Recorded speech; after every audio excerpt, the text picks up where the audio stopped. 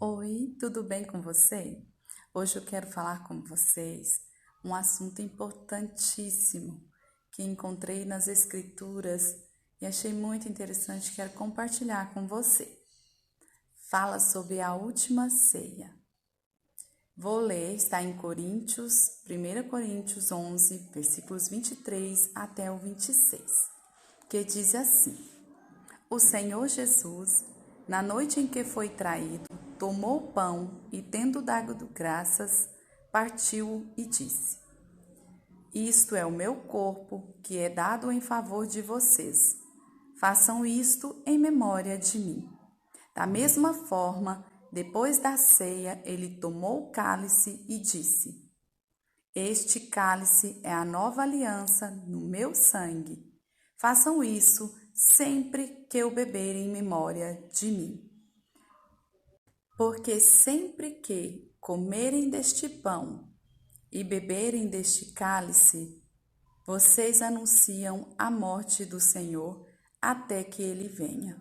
1 Coríntios 11, 23 ao 26.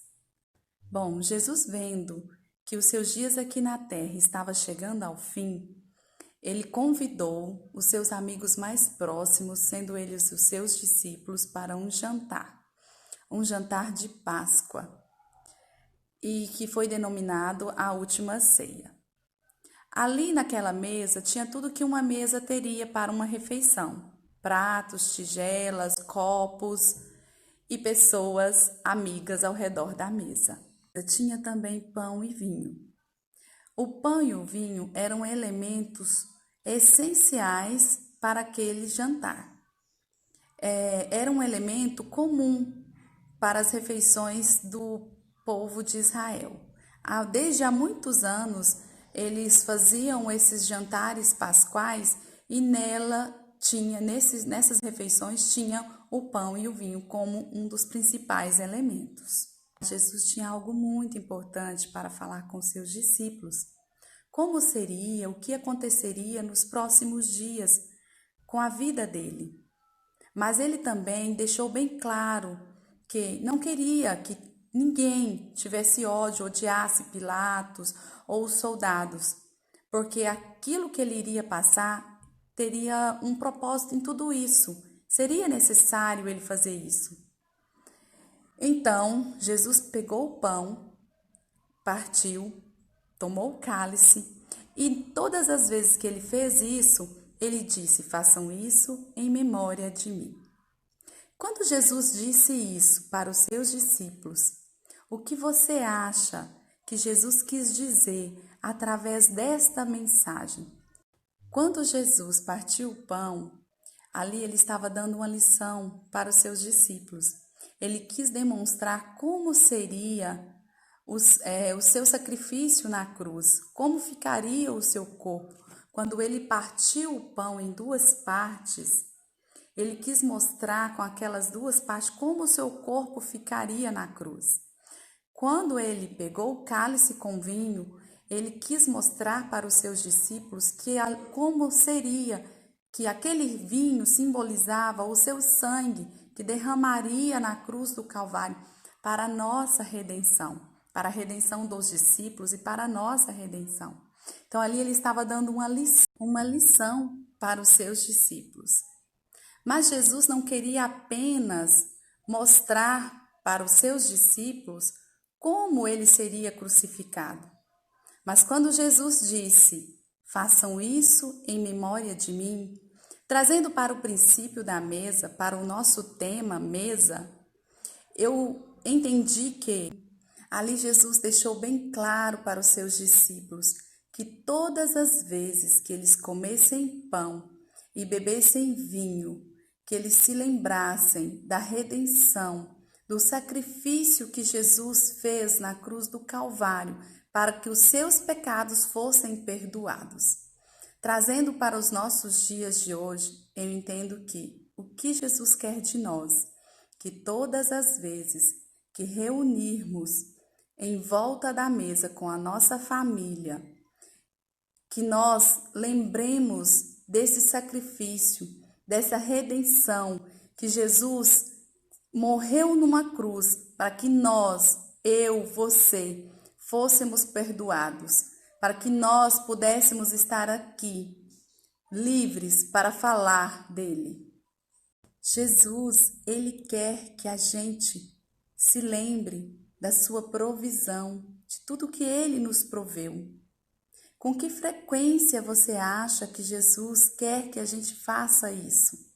Uma vez por mês? 2 ou 3?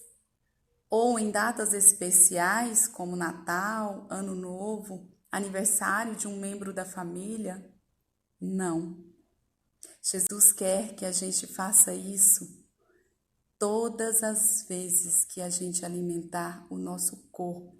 Naquela época, os discípulos comiam pão e bebiam vinho todos os dias nas refeições. Hoje, nós alimentamos o nosso corpo, no mínimo, 3 vezes por dia. Então, é isso que Jesus quer de nós, que lembremos da sua redenção todas as vezes que reunirmos em volta da mesa para alimentarmos o nosso corpo com os elementos que nós temos o hábito de comer diariamente. Aí você vai me perguntar, Dimeire, como faço isso? Fazendo uma oração redentora. Imagine você, se todas as vezes que nós assentarmos em volta da mesa, junto com a nossa família, para uma refeição, a gente se lembrasse do sacrifício de Jesus, através de uma oração, a nossa vida, a nossa família seria transformada. Algo sobrenatural aconteceria durante as nossas refeições, porque a mesa, ela alimenta não só o corpo, mas a alma também. Ao preparar a mesa, você que está convidando Jesus, a presença sobrenatural de Jesus, para fazer parte daquela reunião em família. Imagine uma criança, se desde as primeiras refeições, no cadeirão, ainda no cadeirão ou no colo da mãe, aprendesse com seus pais a fazer essa oração redentora. Como seria um adolescente, um adulto transformado? Essa criança teria um futuro brilhante. Essa criança passaria a confiar na provisão de Deus. Ela teria uma visão totalmente transformada. Aí você me pergunta, Dimeire, mas você faz isso todos os dias? Bom, antes de eu preparar esta palavra para que ela pudesse chegar até você, até o seu coração, ela chegou primeiramente a mim, ao meu coração. E eu tenho tentado colocar em prática na minha família todas as vezes que a gente se reúne ao redor da mesa para uma refeição. E tem sido muito bom. Experimente você também fazer isso. Comece hoje. Comece hoje. Não deixe para amanhã. Não importa se você não tem louças lindas. Ouço depoimentos de pessoas que se queixam que não tem louças, não tem roupas de mesa bonitas. Mas não importa, isso não é importante. O importante é você reunir a sua família em volta da mesa para uma refeição e fazer o que Jesus nos ensinou. Uma oração redentora, se lembrar dele, da redenção dele, do sacrifício dele por nós. E eu finalizo esta mensagem dizendo para você que todas as vezes que você se reunir com a sua família ao redor da mesa, em volta da mesa, você possa lembrar do sacrifício de Jesus, da redenção dele e ser grato pela provisão do Senhor Jesus para a sua vida, para a sua família. E que tudo que foi ruim, Tudo que foi difícil, tudo se faz novo. Confia nele. Que tudo que nesse ano de 2020 foi ruim para você, para sua família, para todos nós, que 2021 com Jesus será melhor. Confia nele, porque nele há esperança de dias melhores. E eu desejo a você um feliz 2021. Que Deus abençoe você e toda a sua família. Faça uma mesa e lembre-se da redenção de Jesus.